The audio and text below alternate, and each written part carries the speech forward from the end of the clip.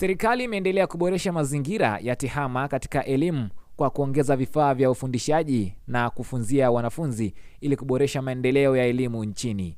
Hayo yameelezwa na mkuu wa mawasiliano na teknolojia ya habari Mheshimiwa Angela Kairuki alipotembelea shule ya msingi Mlembule wilayani Mpwapwa, alipokuwa akiweka jiwe la msingi katika shule hiyo, ambapo ameahidi kuipatia shule hiyo kompyuta kwa ajili ya kujifunzia. Tutalitekeleza muda si mrefu, tutapata chumba cha tehama katika shule yetu hii ya Mlembule, lakini vile vile tutaweka kompyuta kwa idadi ile mliosikia, kompyuta 22 pamoja na vifaa vingine vinavyotarajiwa. Mheshimiwa Kairuki amesema ndani ya kipindi cha miaka mitano serikali imefanikiwa kujenga shule 12 zenye thamani takriban shilingi bilioni 15.1 katika wilaya ya Mpwapwa. Amesema pia serikali wilayani humo tayari imekwisha jenga madarasa 251 na mabweni 11 pamoja na matundu ya vyoo 265, hatua inayolenga kuboresha huduma za elimu, kuongeza mazingira bora ya kujifunzia. Ukiangalia tumeweza kujenga kama serikali shule mpya 12 zenye takriban thamani ya shilingi bilioni 15.1. Tumeweza kupitia serikali ya Dr. Samia Suluhu Hassan kujenga madarasa 251 katika wilaya ya Mpwapwa. Tumejenga mabweni 11. Tumeweza kujenga matundu ya vyoo takriban 265. Tumejenga maabara za sayansi takriban 5. Lakini hatujawasahau watumishi wetu walimu. Tumeweza kuwajengea nyumba 7.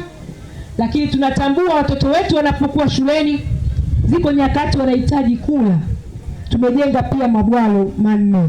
Aidha, mkuu wa mkoa wa Dodoma amemshukuru Mheshimiwa Angela Kairuki kwa kitendo cha kuridhia na kuahidi kujengwa kwa darasa la tehama na kuleta vifaa vya kujifunzia ili kuleta usawa wa elimu.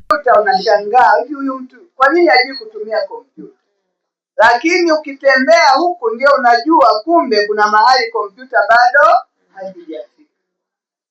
Kitendo cha kuridhia na kutuahidi kutujengea darasa na kutuletea kompyuta katika shule hii ni dhamira yako ya dhati kabisa ya kuona watoto wa Mlembule wanafanana na watoto wa maeneo mengine yote ya mjini Dodoma, Dar es Salaam, makao makuu ya nchi na kila mahali.